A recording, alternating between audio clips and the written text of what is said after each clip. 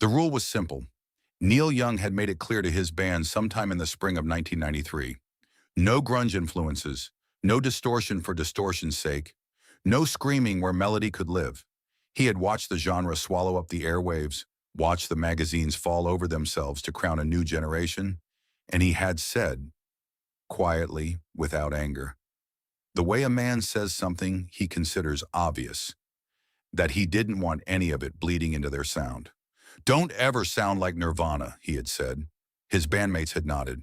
Nobody pushed back. Neil Young at 47 was not a man you push back against. Not on matters of music, not when he spoke with that particular flatness that meant the conversation was already over. The rule stood for several months. Then came Seattle. It was October 1993. Neil Young was in the middle of a tour that had been running long enough to blur the cities together. Seattle was a stop, not a destination. Same equipment, same roadies, same plastic chairs and cold coffee nobody had asked for. He had an evening free. Someone on his team mentioned that a small venue near Capitol Hill had an unannounced acoustic set. No press. Just a few hundred people who had found out through word of mouth, the way things still spread in Seattle in 1993. The name attached to the set was Kurt Cobain. Neil Young said nothing when he heard the name. He finished the coffee that wasn't his, and he set down the cup. What time is, he asked. The venue held maybe 300 people, and it was not full, maybe 200. The kind of crowd that fills the front half of a room and leaves the back feeling hollow. He stood near the rear wall, his tour manager a few feet away, close enough to be useful. The lighting was low and slightly amber, the kind of light that makes everything look like a memory before it is finished happening. The stage was nearly bare. A single microphone, a wooden stool, a guitar case, still closed. The crowd was quiet in a way that felt specific. Not the restless quiet of people waiting for a show to start, like they already knew what they were about to hear, was not something that repeated itself. Neil Young crossed his arms and leaned back against the wall.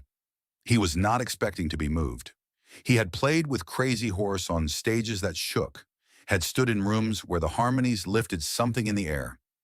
He had learned to appreciate extraordinary musicians the way a carpenter appreciates good joinery, with respect, with recognition, without being undone by it.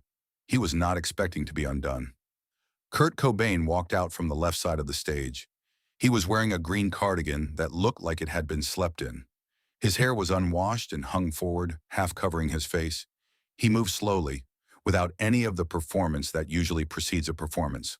No wave to the crowd. No acknowledgement of the applause that rose briefly when he appeared. He sat down on the stool, reached for the guitar case, opened it, and took out an acoustic guitar. A Martin D18E, older, with a pickup that he would not use tonight. He spent a moment tuning. The room went completely quiet. Not the performed quiet of an audience waiting for a cue, a real quiet. The kind that happens when 200 people simultaneously hold their breath without deciding to. Neil Young watched from the back of the room. He uncrossed his arms. The tuning took maybe a minute. Kurt adjusted the third string twice, then a third time, then stopped. He didn't look up at the crowd. He didn't say anything. He just sat with the guitar resting against his body, eyes somewhere below the horizon of the room, like he was listening to something only he could hear. Then he started to play. The first song was slow, built around 3 chords that repeated with the kind of patience that is either very simple or very complex. He had heard thousands of guitar players. He had heard people play 3 chords and make them sound like furniture, something that existed only to fill silence without actually saying anything. This was not that. There was something in the way Kurt's left hand moved on the neck, unhurried and exact, that suggested he was not choosing these chords the way you choose chords when you are performing. He was choosing them the way you choose words when you are telling the truth. The voice came in after the second pass through the progression. Neil Young had heard Kurt Cobain's voice on the radio through the context of production, the distortion, the drums, that wall of noise that had made it famous and that had, he now realized, been obscuring something. Without the wall, the voice was something else entirely. It did not fill the room. It moved through the air lower, closer to the chest, with a roughness that was not stylistic. The roughness of a voice that had been used to say things that cost something to say. There was grief in it, not performed grief, but something more quiet, the grief of someone who had looked at something true and had not been able to look away. Neil Young stood very still. The second song was quieter than the first. Most performers build.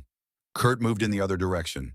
Each song pulled slightly further inward, as though he was following something that was retreating. The crowd moved with him.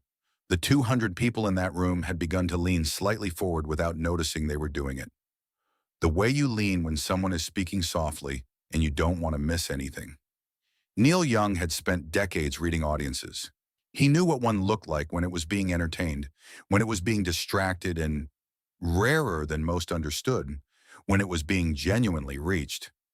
They were being reached. He looked at Kurt on the stage.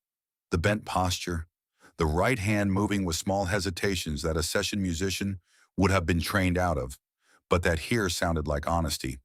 The audible proof that a real human being was making this in real time and could not make it any other way. Something shifted in Neil Young's chest. He didn't name it. He let it happen without examining it, because he had learned long ago that examining it made it stop. The third song was the one. He would not be able to explain this later. There was nothing objectively different about it. The chords were simple, the structure familiar, the words not extraordinary in any literary sense, but something in the combination, the way the melody bent at a certain point, the way Kurt's voice dropped on a particular syllable, reached back into Neil Young and touched something he had not thought about in years. It touched the part of him that had written Harvest, that had sat alone in a barn in Northern California with a guitar and no plan except to be honest, and had found songs there that he hadn't known existed until his fingers found them. Before music became something he was known for, when it was still just the only way he knew how to be in the world. He had not thought about that version of himself in a long time. Kurt played for 40 minutes. No banter between songs, no stories, no apologies for the tuning. He played, and when a song ended, he waited a moment, just a moment, barely long enough to register. And then he played another one. The crowd did not whoop between songs the way crowds whoop. They applauded, but carefully, like they were afraid of disturbing something. When it was over, Kurt stood up from the stool, picked up the guitar by the neck, nodded once at the room. Not a bow, just a nod, the kind of nod you give when you finish saying what you came to say, and walked off the left side of the stage. The room was quiet for a moment that went on slightly too long.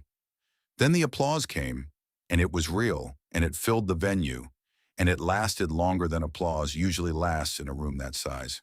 Neil Young did not applaud. He was already thinking. He did not go backstage. He walked out the same side entrance he had used to come in, stood outside in the October air for a moment, then got into the car that was waiting. His tour manager asked if he wanted to get dinner. Neil Young said no. He needed to make a phone call. In the back of the car, window partly open, the Seattle air coming in, he said nothing for the entire ride. He was thinking about an album, a record he had been working on for months, moving forward in a direction he had thought he was satisfied with. Solid songs, clean production, the kind of record that would not embarrass him. He had thought he was satisfied with it. Sitting in the back of that car, he understood that he was not. He called his producer at 2 a.m. Pacific time. The producer answered on the fourth ring with the voice of someone who had been asleep. Neil Young did not apologize for the hour. He said, "We need to talk about the album." The producer said, "Now?" "Tomorrow morning," Neil Young said. "Early." There was a pause. The producer asked if everything was all right. "I went and heard something tonight," Neil Young said. "I need to think about what we're making." He hung up. He sat in the hotel room with the lights off for a long time, not sleeping, just sitting with the residue of what he had heard, the uncomfortable question it had placed in the room with him. The question was about what music was for, and whether the album he had been making had an honest answer to that question. Whether, if he listened to it again with the evening still inside him, he would hear the answer or only hear the craft. He was afraid of what he might hear. The meeting with his producer happened at 8 a.m. in a diner 3 blocks from the hotel. Neil Young ordered coffee and didn't drink it. He described the room, the acoustic guitar, the 40 minutes, the silence of the crowd. The producer listened. He had worked with Neil Young long enough to hear what was being said beneath what was being said. "You want to start over," the producer said. "I want to go back to the beginning," Neil Young said. "Not the beginning of the record, the beginning of why we were making it." The producer asked what had specifically moved him. "He wasn't trying to win anything," Neil Young said. "He wasn't performing confidence. He was just there with the songs, and that was enough." He paused. "I've been making records for 25 years. I'm not sure the last few have had that feeling of not needing anything from the room." "So what do we do?" the producer said. "We strip it down. We find out which songs actually need to be there and which ones are furniture." The album that resulted was not released quickly. It went through months of revision. Songs removed, production pulled back, made to sound less finished, more present. More like something happening in real time. The people around Neil Young noticed the change. He was quieter in the studio, more willing to leave things unresolved. His sound engineer later said Neil Young seemed to be listening for something specific, something that either existed in a take or didn't, and that couldn't be created after the fact. He did not reference the evening in Seattle. He simply worked differently. His bandmates recognized the change without knowing its source. In 2003, a decade later, Neil Young was interviewed by a journalist writing a retrospective piece on the early 90s and the Seattle music scene. The journalist asked whether Neil Young had ever encountered Nirvana or Kurt Cobain personally. Neil Young was quiet for a moment. "I saw him play once," he said, "in Seattle. Just him and an acoustic guitar." The journalist asked what it had been like. "It reminded me of something I had forgotten," Neil Young said. The journalist asked what he had forgotten. "That the songs are supposed to cost you something," Neil Young said. "That you're supposed to bring something real and leave it in the room. Not keep it safe, not manage it, leave it." He paused. "I had started managing things, being careful. That night I remembered what careful costs you." The journalist asked whether he had ever told Kurt Cobain this. Neil Young shook his head slowly. "He died 4 months later," he said. The room was quiet. "I never went backstage," Neil Young added. "I should have, I didn't." He looked at the table. "I wish I'd told him that he reminded someone who'd been around a long time that it was still possible to mean it.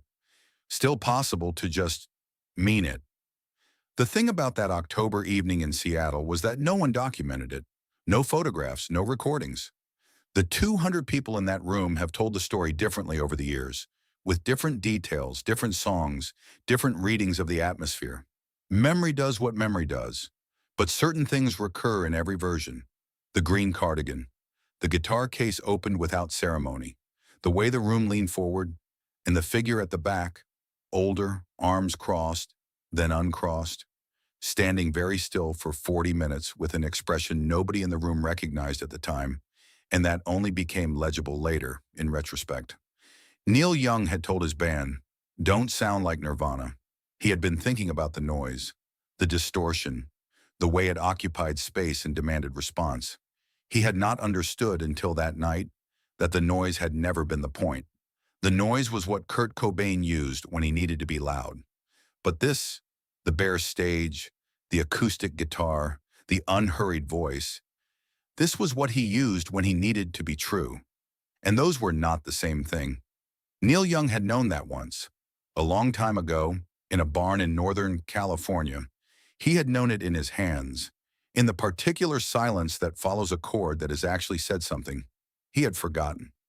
A 26-year-old in a green cardigan reminded him. He never got to say thank you. Some rooms change the people who stand in them, not because of what is built or destroyed there, but because of what is said or played in a single unrecorded hour in front of 200 people who mostly didn't know what they were witnessing. The music that lasts is not always the music that was captured. Sometimes it lives only in what it changed in the person who heard it, and sometimes that is enough.